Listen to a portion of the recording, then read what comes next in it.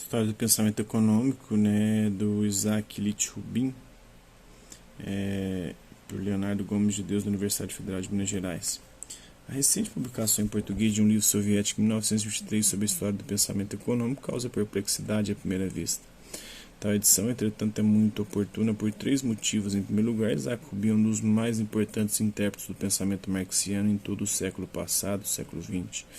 Em segundo lugar, a leitura que realizou de Marx voltou a ser objeto de atenção graças às recentes edições de seus manuscritos que se julgavam perdidos, como os estudos sobre a teoria do dinheiro de Marx. Finalmente, a história do pensamento econômico realizada por Rubin tem merecido nova avaliação a partir da publicação das obras completas de Marx e Engels, a Mega, desde a década de 1970, como bem aponta a excelente apresentação em edição brasileira. De fato, a obra de Rubin segue a perspectiva desenvolvida nas chamadas teorias da mais-valia de Marx, como se sabe agora, uma obra editada por Kaukatsky, em 1905, com algumas distorções. Esse fato, no entanto, em lugar de invalidar a abordagem de Rubin, antes torna mais destacadas suas virtudes e a sua importância para o nosso tempo.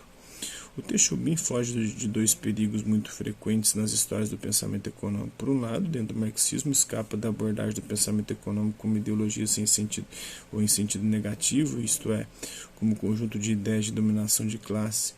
Longe disso, Rubin mostra o enraizamento prático das ideias que expõe, mas não pretende estabelecer uma relação direta e esquemática entre infraestrutura e superestrutura, ou entre consciência intelectual e classe social, por exemplo. Em última análise, sem ter conhecido a ideologia alemã, forneceu uma gênese histórica e social bastante adequada de cada autor que analisou, sem fornecer uma identidade pedestre entre conjuntura histórica e produção intelectual, algo que se lhe permite reconhecer a importância de vários indivíduos como Hume no desenvolvimento da ciência. Por outro lado, e por essa razão, Rubin não incorreu no erro tão comum em nosso tempo de fazer uma história do pensamento econômico independente do mundo social, isto é, uma história das ideias que não forneça o seu lugar no mundo, a transmitir a leitores e estudantes a noção de uma acumulação de ideias em evolução a partir de sua própria lógica interna, a partir de mero exercício de retórica e convencimento.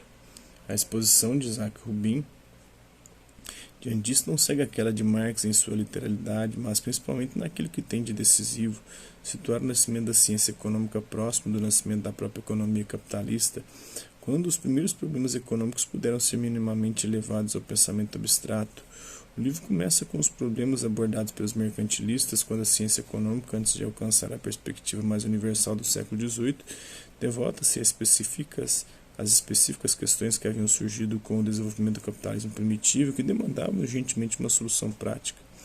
Rubin reconhece o caráter inovador de várias abordagens, mas também seus limites, algo que fará ainda a propósito de sua leitura da Fisiocracia, escola condenada ao fracasso em razão do atraso material do antigo regime. Essa escola, no entanto, foi responsável definitiva pela elevação dos problemas econômicos às abstrações universais, isto é, a tentativa de descobrir a conexão entre todos os fenômenos básicos da economia capitalista. As duas primeiras partes do livro permitem a Rubin, em seguida, avaliar o itinerário da economia política clássica, do nascimento à desintegração. Para Rubin, Adam Smith representa a síntese crítica do poder do percurso anterior, mas um grande avanço graças, por um lado, à sua qualidade de generalização teórica e, por outro, a eloquência com a qual ele expôs as ideias do livre comércio. Marxianamente, Rubin considera o livro de 1776 uma instauração do ponto de vista científico. Esse reconhecimento também é reservado a David Ricardo, cujas pesquisas foram realizadas com a mais extrema honestidade e probidade científica, isto é, tal como Marx, Rubin considera que Smith e Ricardo representam a ideologia positivamente determinada, isto é, a apreensão intelectual de um determinado modo de vida social, nem sempre idêntica imediatamente ao interesse de classe. A exposição que Rubin realiza desses autores pode ser lida ainda hoje com grande interesse, dado seu rigor sistemático e sua abrangência. Há que se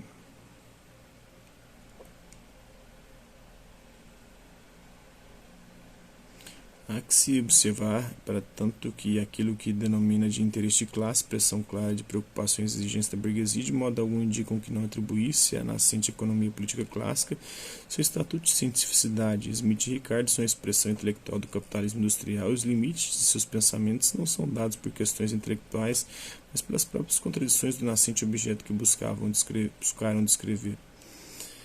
A última parte da exposição segue as teorias da mais-valia sobre a desintegração da escola ricardiana, de particular interesse à leitura que Marx planejara dos Grundrisse, mas que não realizou-se sobre John Stuart Mill, cuja obra foi apenas sinal de que a escola clássica estava em seus estágios finais de desintegração. Segundo Rubin, Mill representa a passagem da ciência econômica como teoria para a mera filosofia social. A ciência econômica não era mais capaz de legitimar uma prática política progressista, portanto tornou-se a defesa efetiva do status quo. Na conclusão, Rubin faz um breve resumo da obra. Uma frase pode ser lida como advertência aos historiadores e economistas, A economia política burguesa tornou-se progressivamente apologética, passou a ter como motivo a justificação do capitalismo e vulgar, restringiu sua investigação ao estudo superficial dos fenômenos tal como eles aparecem para o capitalista em vez de investigar as conexões internas entre eles. Fornecer a gênese histórica e social das ideias econômicas é a condição primeira para sua compreensão, requisito para a crítica dessas ideias ou prospecção do seu futuro. O livro de Rubin é, portanto, leitura recomendável que não se espere muitos anos por outras traduções. Será vista, Davis. Até a próxima.